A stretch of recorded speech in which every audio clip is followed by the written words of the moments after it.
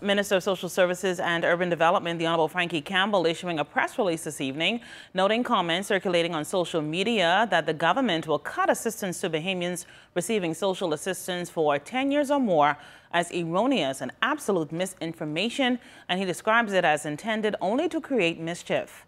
Minister Campbell said the record would show announced increases in funds allocated for social assistance, including uniform and food assistance and others, during his contribution to the 2019 budget debate. Minister Campbell said in the statement that officials at the ministry have had discussions on how best they can empower persons receiving social assistance to a greater degree of independence, so that those persons can eventually take themselves off social assistance as a result of that empowerment and elevation. This, Minister Campbell said, is in line with government's ongoing efforts to create greater job and entrepreneurial opportunities for all Bahamians, to the point where those who may be receiving social assistance will no longer need that help.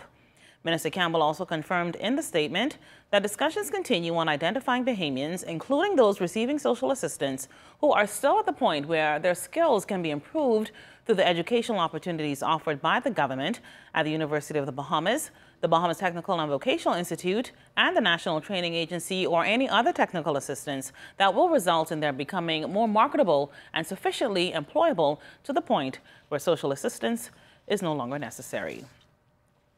Well, government hoping to expand the country's financial reach into markets outside of the Bahamas through the Bahamas Trade Portal. The portal is a collaboration between the Ministry of Financial Services and the Bahamas Chamber of Commerce and Employers Confederation, providing information on trade opportunities with other countries. Legal advisor and acting director of Trade and Industry at the Ministry of Financial Services, Keva Bain, says it can be a useful tool to Bahamians. Just log on to the portal's web address at www.bahamastradeinfo.gov.bs. We have a portal manager who works out of the Bahamas Chamber of Commerce, and what she does is ensures that the information on the portal is current and relevant, specific to the Bahamas. So